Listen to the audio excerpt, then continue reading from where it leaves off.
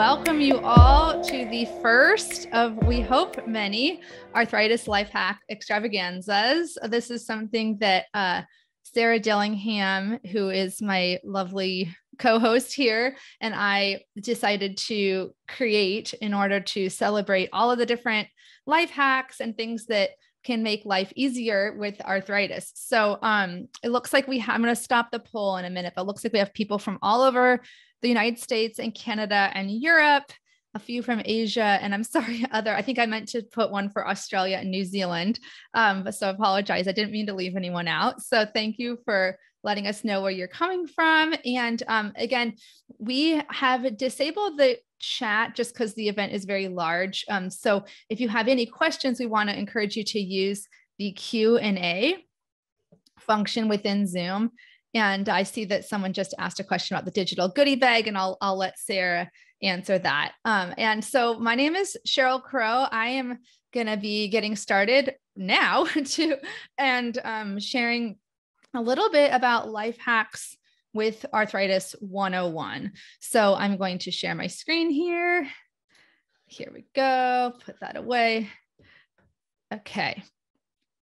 And the reason that this topic is important to me is that I have been living with rheumatoid arthritis for about 19 years now. So I just turned 40 this year. And so I feel like I'm a little bit of a veteran in the world of living with rheumatoid arthritis. And I'm also an occupational therapist, which is a healthcare field that is devoted to helping people live their life to the fullest despite illness, injury, or disability. So it's really congruent with what we're doing here with the Arthritis Life Hack Extravaganza. I'm just going to put a little poll up, which is really simple, just which daily living tasks, I should say, which daily living task is hardest for you due to arthritis? So do you have more trouble with maybe kitchen and cooking tasks versus getting dressed and bathing versus taking care of children? I mean, it's really hard to choose. When you have arthritis, it's hard to choose what's most difficult. So I totally get that. And today I'm also have a co-presenter, Laura Jean, who is incredible.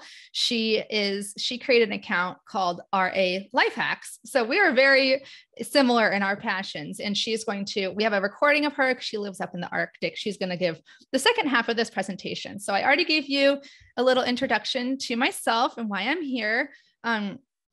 And I am also just a few other things that make me me are that I'm a mom and I'm a dog mom, but also I have a human child. So I'm always happy to talk about my experience with, pregnancy with rheumatoid arthritis.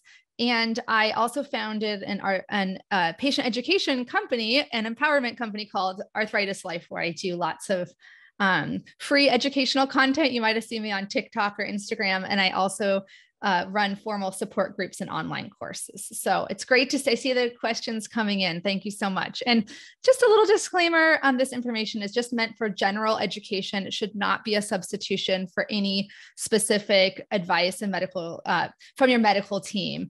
And, even if I say something today that goes against what your occupational therapist has said, trust the one that has given you specific advice. Because, as we all know, these diseases present very differently for each person. So I'm just giving you general foundational knowledge. So when we say life hacks, what are we actually talking about? A lot of times people do think about life hacks as the gadgets. So this is like or alternate design. This, for example, is a hairbrush and a hair scrubber that you can use in the shower that makes it easier for you to shower with sore hands, or a razor extender. Those of you may have seen this video I made recently using this, but it also can mean more broadly, changing how you interact with objects. It doesn't always mean you have to buy something new or get a gadget. Life hacks can simply mean changing how you interact with objects to make them easier. So for example, I could hold this mug. I'm already giving away my next slide. I always do that. You could hold a mug like this, I can hold it with my two fingers here. And that's putting a lot of strain on my knuckles, which are really affected by rheumatoid arthritis. But I could also hold it like this with two hands. That distributes the force across multiple joints and protects my joints. So that's just something to think about, is it's not just about adding something to your routine. it's about thinking. Life hacks in general are about figuring out how can you modify your approach to all of your little daily jobs, or as in occupational therapy, we call activities of daily living, because we like to make longer names for everything.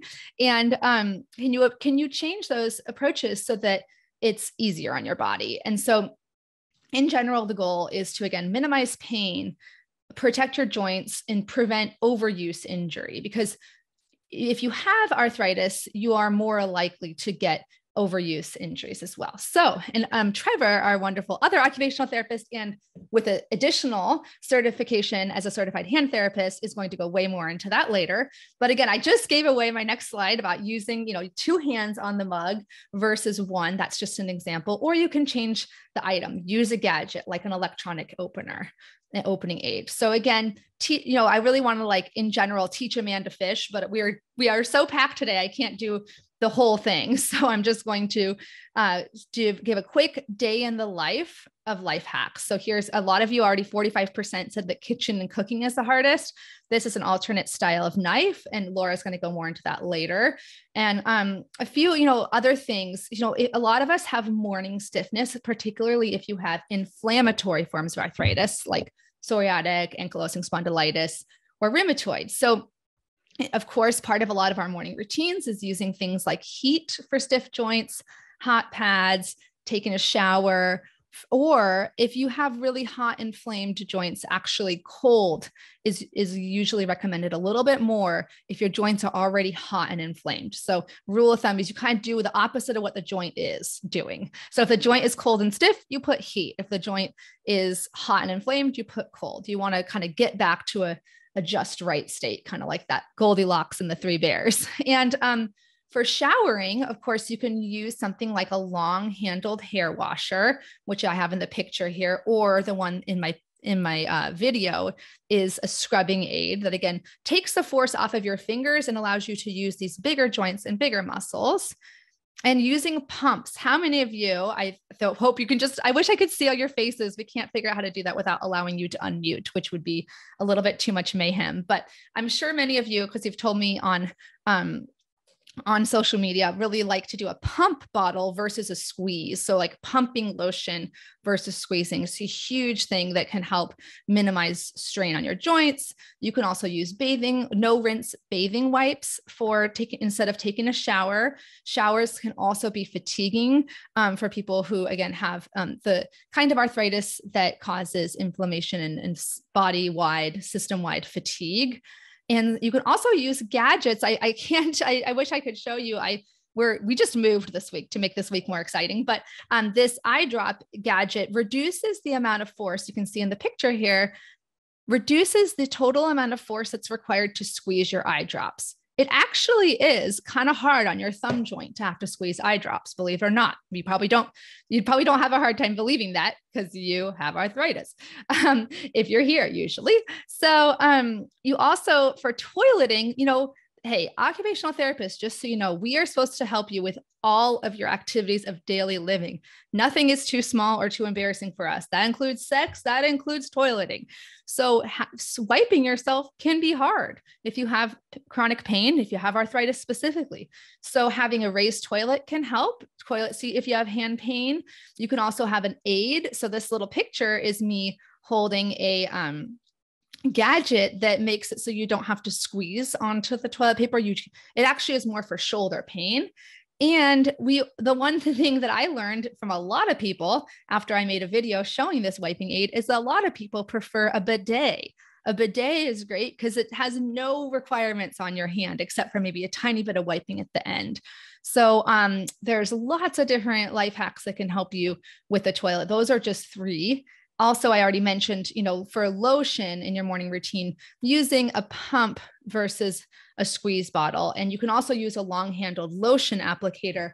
This is a dressing stick, but I'll pretend it's the lotion applicator so that you don't have to move your shoulder all the way back. That can be super helpful.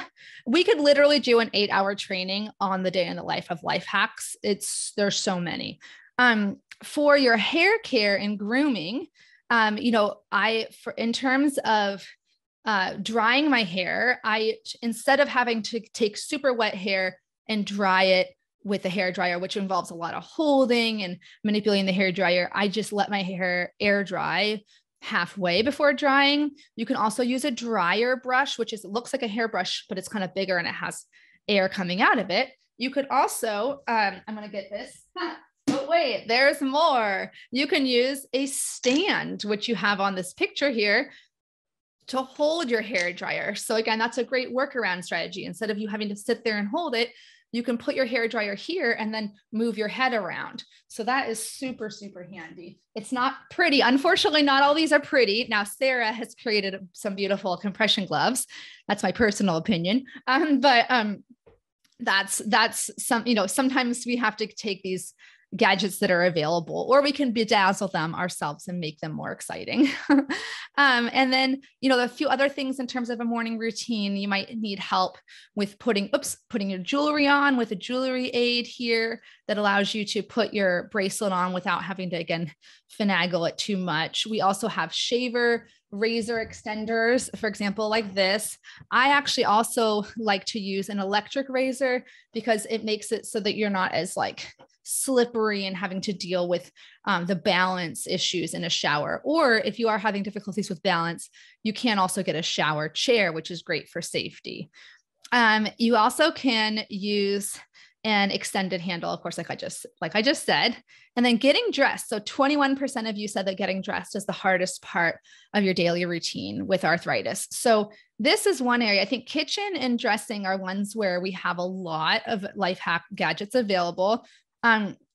There's high tech and low tech. There's expensive and not so expensive. So the zipper is one that can be very challenging. It's a lot of pinch strength, believe it or not, pinch strength for the tiny little muscles in your joints in your thumb and pointer finger to do that pinching action. A low tech solution is literally, and I'm not saying it's pretty, but is to tie a hair tie through your zipper and create a zipper pull. Now, a lot of these things are what we call a universal design. Like they help everyone, not just people with disabilities, but you'll notice that when you buy a jacket or a vest, in this case, a lot of times it already comes with a little pull because it's easier for everyone, but especially people with arthritis or hand pain. You also can do a workaround strategy. My very first conversation with Sarah, we talked about this, our co-host here. We talked about how, hey, I just wear loose fitting clothing that's easier to take on and off. Clothing doesn't have a lot of what Sarah called fiddly bits or small little buttons. That's a great workaround strategy. You also, for bras, we're going to have a whole demonstration later by Elba London on their adaptive bra. There's a lot more on the market now, like magnetic bras and stuff, but your typical bra that is designed with a clasp in the back. I for 19 years, I actually don't arthritis, but the point is that around, you can use the same bra you were going to use and clasp it before putting it on, or you can change the style of bra that you have. You can use a sports bra style bra instead of one that has a fiddly little clasp, or you can use one that has an alternate arthritis friendly design, like a magnetic one that you're going to see a little later. A few more things. There's all sorts of, again, gadgets to help you get the socks on. There's a sock aid, which helps with hip pain. Again, if you get an occupational therapist talking, we could talk all day. And you also, shoes are a big thing. I don't like to have shoes that require a lot of pinching to get on in the heel. Of course, I can use my handy dressing stick. This is called a dressing stick. You put this part behind your heel to put your shoe on. You also can pick up things off the floor with it. I know my friend Carol, who has juvenile idiopathic arthritis, loves it. And, but you can also just get shoes that are easy to put on. And I mentioned earlier, all of these daily activities or, weekly activities that you might do in your life, that's something that an occupational therapist is trained to help in. And that includes intimacy. So in your special relationships or, romantic relationships, certainly can be affected by arthritis in the physical sense and the emotional sense. So I'm going to share the results with you all so you can see the results of this little poll. So things like you can communicate to your partner, what feels better, what doesn't. Think about different positions and make sure that you time your medications around intimacy so that it is better for your pain levels. And just think about intimacy as more than just physical. It's also emotional. So a couple other things for other special relationships, taking care of children and pets. We could do a whole day on just taking care of children when you have arthritis, because it's painful. And we're going to hear, it can be painful. Sorry, it was for me. My son's 8 years old now. And when he was little, this little gadget, which you're going to hear from Unbuckle Me later, super helpful, because so many things that are baby proof, guess what? They're arthritis proof too, because they're meant to require a lot of pinch force in order to do these things so that kids can't do them. But unfortunately, that makes them harder for arthritis. So you can choose clothing now I mentioned earlier, zippers can be hard in general, but they're not as hard as snaps. So with baby clothing, in this picture, you see my adorable son, he's wearing a zipper clothing rather than snaps. And then a few other miscellaneous things before I hand it over to Laura, who pre-recorded her session, is, know that you can have a hand splint made for you by a certified hand therapist. If your doctor, gives you a referral, depending on where you are, and you can get help for these things through insurance, potentially by seeing an occupational therapist or certified hand therapist. I'm wearing one of these thumb stabilization splints right now, and also compression glove for comfort. You're going to hear more about those later. This is a custom thermoplastic splint molded exactly to my body, that was made when my son was younger, when I was having wrist and thumb pain. So that is my very, very simple overview. We're also going to hear from Laura Jean of RA Life Hacks, but these are life hacks that apply to all forms of arthritis. But I just want to also put a plug in. Of course, physical therapists can also help. Certified hand therapists are either occupational therapists or physical therapists. You also can have help from social work, recreation therapy, and counseling, because life with arthritis can be challenging. So don't gaslight yourself by thinking, it's just arthritis. It is difficult. And so that's one of my soapboxes. But what last thing, I think Sarah might have put it in, that I do have a self-paced online course called the Rheumatoid Arthritis Roadmap. It honestly, 80 to 90% of it applies to all forms of inflammatory arthritis, but it really walks you through not just the physical tips, but also social, emotional, and tips for like the executive functions and like CEO skills of being a patient. So you got that in your email, hopefully. And Sarah also put it in the chat. So here's where you can find me.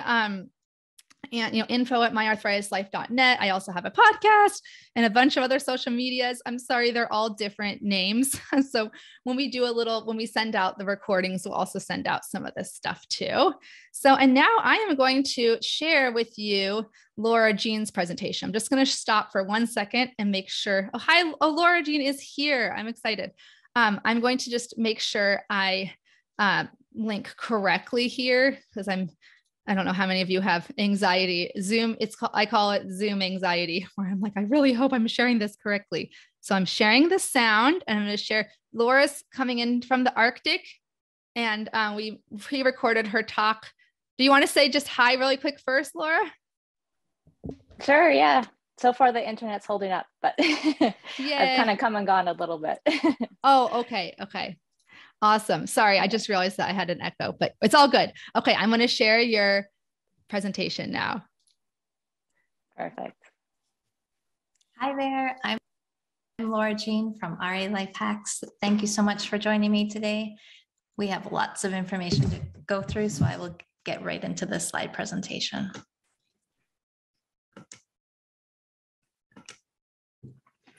So for those of you who don't know, again, I'm Laura Jean. I have rheumatoid arthritis. I am a wife. I am a mom. I live on an Arctic island. That's why this is being recorded, because we don't have great internet. So I didn't want to take any chances. I'm passionate about wellness and helping others. And that's what is behind RA Life Hacks. That's the blog and social media that I've created, where I share simple solutions that can make a big difference in managing life with chronic illness. Just a quick medical disclaimer that nothing here is to be considered as medical advice. So when you're working and you have inflammatory arthritis, especially with rheumatoid arthritis, the hands are often affected. So here's a few things to consider that can help to lighten the load on your hands. So when you're using a phone, whether it be a landline, a portable, a cell phone. Using a headset can really reduce the pressure on your hand by not having to hold the phone. So having a headset that just plugs in keeps you hands-free and you can continue with your talking. If you have a cell phone, especially if you're doing video calls and things like that, having a phone stand can be really helpful to not have to hold it. Even just with texting, having a phone stand allows you to have that one hand free, not have to have the weight of the phone, and you can just do your texting. When you're working on a computer, most times we do a lot with the mouse, and the repetitive mouse clicking can be really hard on our finger joints. So having an ergonomic mouse, like a vertical mouse, it puts your hands in a different position. It's a more relaxed position. It's kind of like a handshake position, and it's just easier on the hands. Another option that's pictured here is a foot pedal. They often use this in call centers. This foot pedal has 2 pedals, so it's a right click and the left click of the mouse. So sometimes I'll alternate between 2. Sometimes I have a good hand day, not a good foot day, or vice versa. So it's nice to have those options. Using risers for your computer can be good in helping to have the screen at a good position, so it's not a strain on your neck. And also, if you're clumsy like me, I've spilt tea before and almost ruined a computer. That is why I got risers after that. So now if I spill anything, my computer is protected. With typing, you can use voice to text. There's different software available so that you can speak and it will type out what you are saying. Obviously, if you're in a busy workplace and there's lots of people around, this might not work for you. But if you're working from home or you have a private office, this is a great option and it reduces the amount of keyboard time that you have. If you're taking notes, sometimes using a digital note-taking app can be easier than using pen and paper. You can use an electronic pencil and it takes less pressure to be able to write out the notes. This is a picture of my setup at home. I do office work at home. This is where I work on the blog. So you want to always look for, again, an ergonomic setup. The chair I have is called a 24-hour chair. It's a type of chair they, again, use in call centers. Very comfortable. They are a little bit higher end. I got mine secondhand. So you can look for deals on that, but it does make a difference and it makes it a lot more comfortable. I sit with a heating pad. I have a Thermotex infrared heating pad, which is awesome. It really helps my back. And I move it around, you know, if I have a bad knee day or whatever it might be, I can move that around. I have a 2-step stool, footstool under my desk there. I'm on my feet all morning and my desk all afternoon. So I elevate my feet to reduce the swelling in my ankles. So that can be a good help too. When I'm typing, I often wear compression gloves. You'll see that in the photo there. I'm wearing some pink ones from Grace and Able. They are awesome quality. They help reduce the swelling and stiffness. They also keep my hands warm. My hands are often cold. So that is a great help. You'll notice the keyboard, I just have a standard keyboard, but there is a keyboard that is split into 2. So that is a good help. It puts your hands in a more natural position and that can relieve a lot of pain for some people. I am not the greatest with typing, so I actually can't use that because I don't use the proper fingers, but it's a great option for many people. Now, when you're in the kitchen, just like a mechanic needs the right tools to be able to do the job, when you have a chronic illness and you're in the kitchen, you need the right tools to be able to do the job. So having a few different options with knives is a great thing to look at to start with, because obviously a lot of kitchen prep is with chopping. So you can get a handle knife, a rocker knife, which is a ulu like this, where you get the rocking motion. Or if you're pushing it down, I find it easier to have the pressure right above where you're pressing down rather than the knife where it's over here and you're trying to get the pressure down. If you are clumsy again, like me, there are knife-proof gloves that you can wear if you're afraid of slipping and, you know, cutting yourself. You can wear those to protect yourself. Using things that are wide grip will often help reduce the strain on the joints. For example, a peeler, you know, a really skinny one compared to one with a wide grip is much easier to use. Jar openers like these are excellent to use. This opens a variety of different sizes. The smallest one here, you'll see in the photo there, it's to open a water bottle. And it has been literally a lifesaver for me. I do recommend, if you have trouble opening water bottles in particular, I highly recommend you having these, not only to use every day, but to have in case of emergency. I recently learned that lesson. We had our entire city's water contaminated, and we could only drink bottled water. So if I had not had one of these, I would always have to rely on someone to open the bottle for me. So I just think it's a great tool to have in case of emergency. It can happen anywhere. For can openers, switching from a manual to an electric is a great step up. And I'd say even one more step than that is switching to something like this Kitchen Mama one.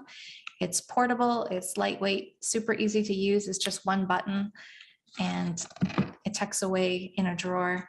I love it, and everyone in our family absolutely loves it too. With dishes and pots and pans, you're going to want to look for things that are lightweight. Again, you're trying to reduce the strain that's on your hands. So lifting them, washing them, things like that. Corelle dishes are a great lightweight dish. They're very chip resistant, so it's great if you drop them, things like that. Pots and pans, I used to cook a lot with cast iron, but I just, I can't always lift the cast iron pans. So it's not something that we use a lot now. And having, again, the right tools in the kitchen, things like the NutriBullet, Vitamix, Instant Pot, those can really help you to make healthy meals, but not have to do a lot of prep work. So you can just throw everything in there. You can have the NutriBullet chop your onion for you, or with the Instant Pot, say you have brain fog and you forget to take the meat out the night before to defrost it. Well, you can stick frozen meat in the Instant Pot and cook it. Another thing about the Instant Pot I love is once the food is in there, you close it, you let it do its thing. You're not opening it and stirring it and doing all that extra hand movement. So that is a great tool to have. Moving on to cleaning. House cleaning, no one enjoys, but any way that we can make it easier, obviously will help. So when you're cleaning your dishes, something to think about. So I guess before you get to the point of cleaning your dishes, using parchment paper. So line your cookie sheets or baking pans or whatever it might be, line it with parchment paper, and then all you have to do is, remove the food, throw out the parchment paper, and there's hardly anything to clean up. With dishes, you want to wash them right away or soak them so that the food doesn't kind of cake on there. It's much easier to wash when it's soft. And using a sponge with a handle can be a lot easier to hold than just holding onto the actual sponge. With actual cleaning products, you want to choose the right product because having the right product can really save you a lot of strength. If you're using an inferior product or something, say you're trying to get off a really bad stain, and you're not using a great product for that, well, it's going to take a lot more elbow grease to be able to do that, and you don't want to put that strain on your joints. So make sure you have the right product for the job. Also, a continuous spray bottle. You can buy these on Amazon. You can fill it with cleaners, and then that will prevent you from having to do the trigger over and over again, where with the continuous spray, you pull it once and then it has a longer spray. So it'll save you that trigger work. With your laundry, you want a lightweight laundry hamper. So you can get fabric ones or mesh ones. They often have handles so that you could, put it over your arm, for example, to carry the laundry up and down the stairs. You can use laundry strips or eco egg ball for your laundry detergent. So this is what the eco egg ball looks like. There's little balls inside, or the laundry strips.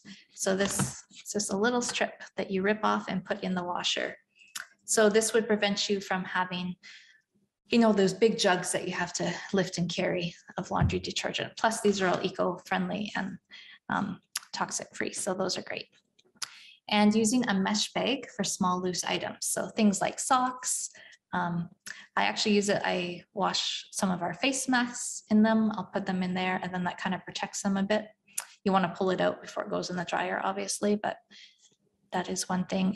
It'll save you from having to kind of dig around and get all the other socks and things that kind of gets thrown about, and it will help to not lose socks because you have them all in one bag.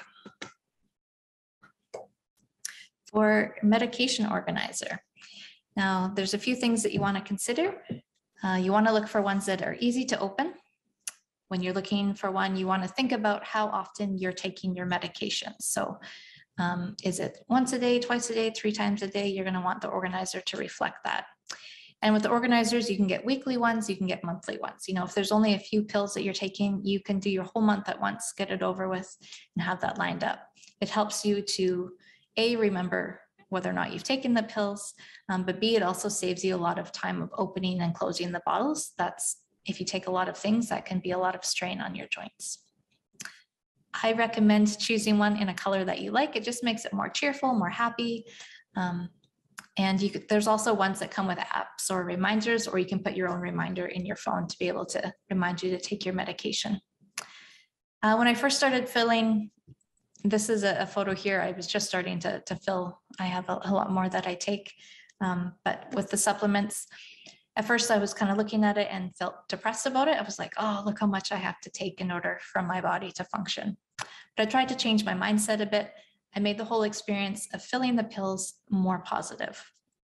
So now when I do it, I put on some earphones, I dance, I listen to a podcast, I listen to an audiobook, and I just kind of I have this organizer, as you can see, a bright and cheerful one, and make it a positive experience. And it changes the way I feel about the supplements I take. I try and look at it as, look at how much I'm investing in my health instead of, oh, look what I have to take in order to function. For sleep, sleep is so important, obviously, for our bodies to heal. So you want to make your bedroom comfortable. You want to use pillows. You want them for support. If you have certain joints that are really bad, maybe you'll want a specific pillow just for that joint.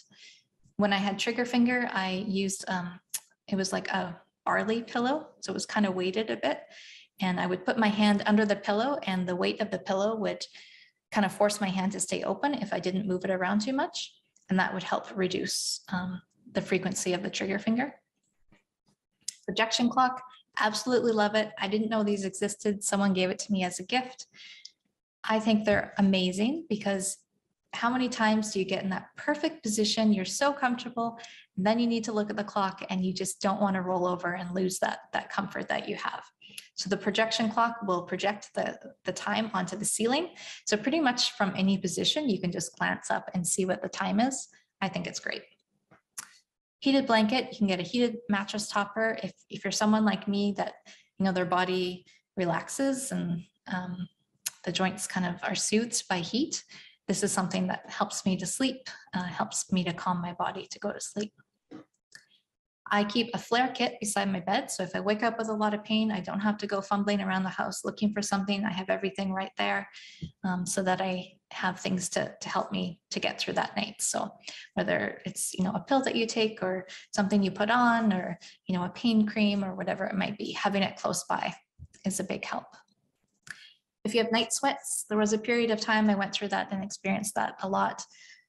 You can prepare ahead, have extra bedding, have a change of clothing, have all of that right beside you so that, again, you don't have to get up and go through the house and, you know, wake yourself up, and then you're not going to be able to sleep again.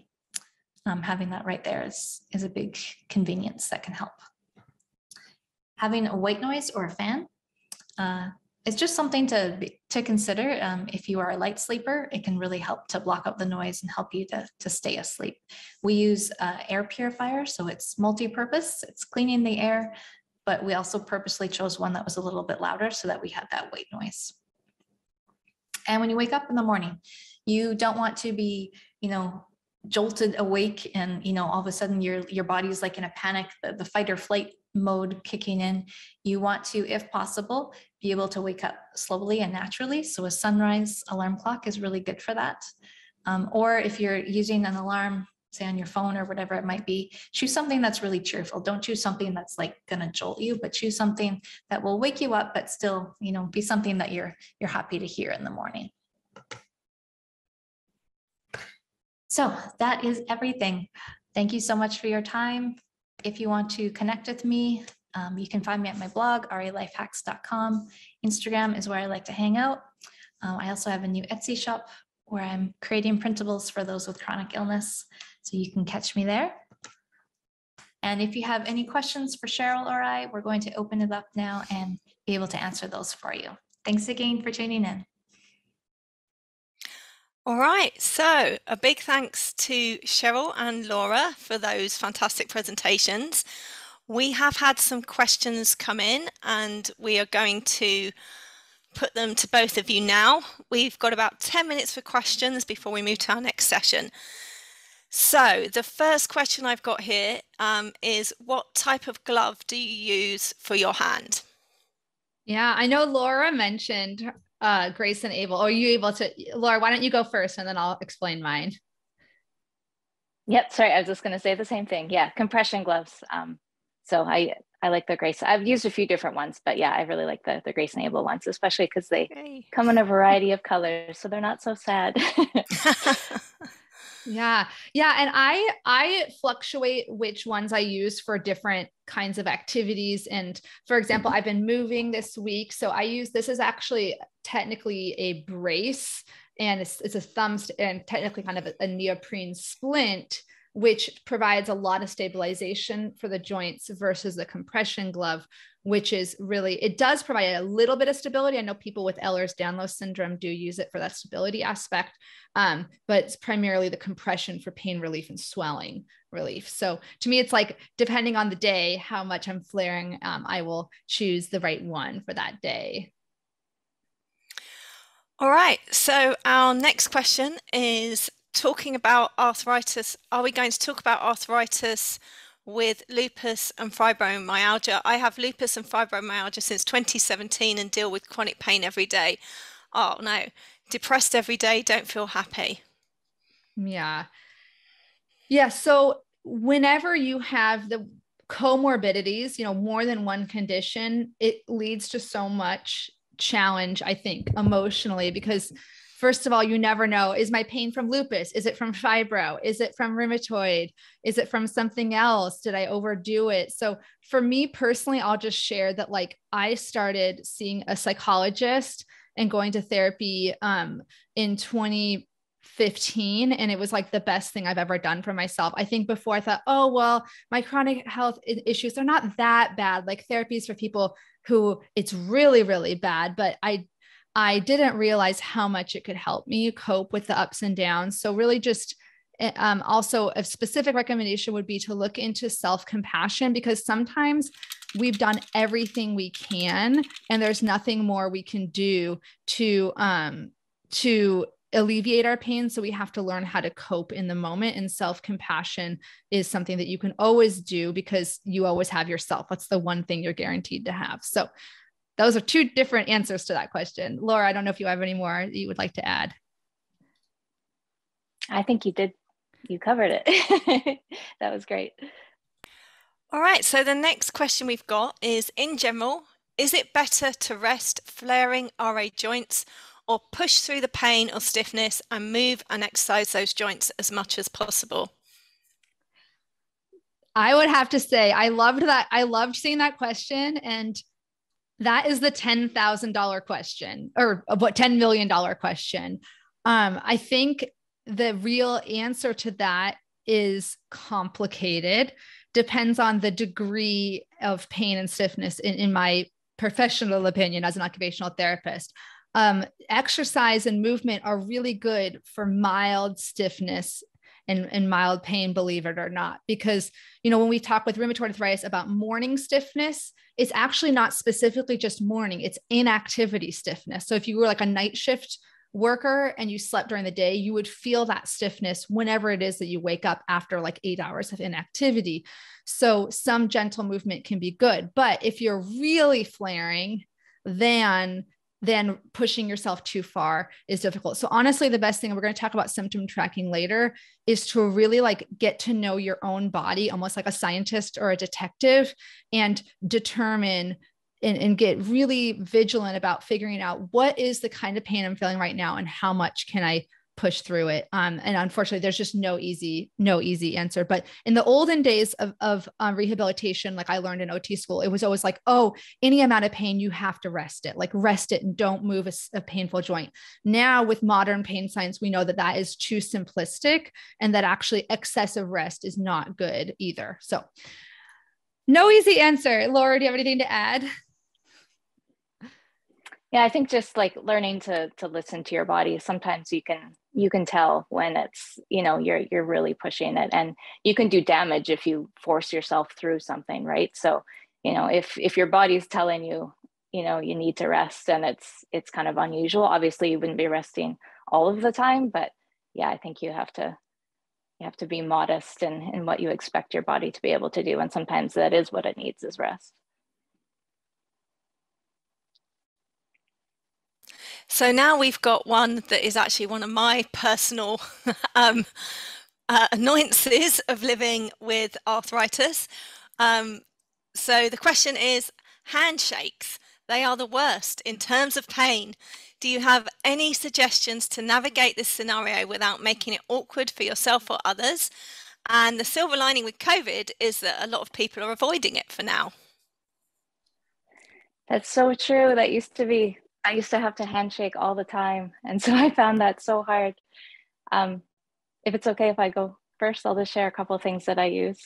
When I would anticipate, like there were sometimes when I would be going to an event and I would know that I was going to have to do several handshakes, I would wear a brace.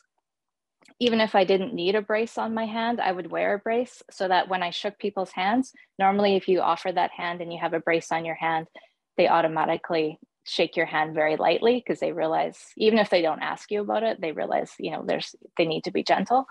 So that was one thing I started doing. Another thing I started doing, which was a little bit awkward, but it seemed to work, was I would give them my left hand, because usually we all shake with our right hand.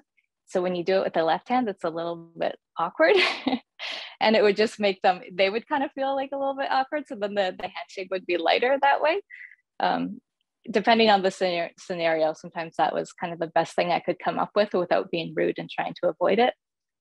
And sometimes I would, again, depending on the scenario, but I would just be like, oh, I'm a hugger. And I would kind of skip the handshake and give a hug just to avoid that pain of the handshake. But again, with COVID, kind of all of that has changed. So that's kind of been like I said, the silver lining. Yeah, I agree with what Laura said. And by the way, since we only have 3 minutes left, for the questions that we're not able to answer live, we are going to type in some answers as well. So, but yeah, so I'll leave it at that. All right, so I think we do have time for one, possibly two more questions. And like Cheryl said, we will type those answers in as well. So a great question here from Nicole. Is there a pillow type that's better than another? Ooh, I think pillows for me are like shoes. Like it's one person, because their foot is a little different, is going to, like, I have a super high arch, so I love Danskos and Hokas, but someone else who has more flat feet is going to be like, oh, I hate those because the arch is too high. So I have tried so much trial and error. I've tried the gel pads. I've tried fluffy, down pillows. And again, I really think, I know it's a terrible answer to hear. We just all want to know, like, what's the pillow? Just give me the answer and I'll do it. But I think it's a trial and error. So you do, in terms of the occupational therapist in me, when sleeping in general, you want to keep your body in like neutral positions and avoid lots of like weird, awkward positions. Like I sometimes wake up like this and I'm like, uh-oh, that's not good. So there are resting handsprings you can get for your hand that kind of keep them in a good position. And also you want to think about your pillow helping you stay in a neutral position. And maybe Trevor can talk more about that later too. All right. And the last one before we move on, Judy says that she uses an aerosol spray that is very painful for her index finger. Do you have any hacks? So that's one of the hardest things in general. A longer, what we call like a lever arm, like that's the principle behind things like a jar opener, is making it longer, kind of like a seesaw where you sit closer to the middle of the seesaw, you have to push really hard. But if you sit further towards the end, you don't have to push as hard. So I would think that would be something that I'm going to look up whether Tech Owl, which is a great, it's an assistive technology company in Pennsylvania. They might have a good solution for that you can make stuff out of moldable plastic, make something custom onto your thing that would, so let's say that I'm trying to simulate it. Like, let's say that the thing to press down looks like this. They could add a long lever so that you don't have to press with as much force, and the lever would be made out of plastic. That's something that like a certified hand therapist could possibly custom make for you. That's the best thing I can think of right now. And sometimes I just use different, like I'll use my elbow sometimes to be able to press down on things so that I don't have to use my finger joints. Depending on the size of the can, that may or may not be possible. But if it's a larger one, you might be able to use your elbow to do that. All right, so thank you very much to both Laura and Cheryl this morning.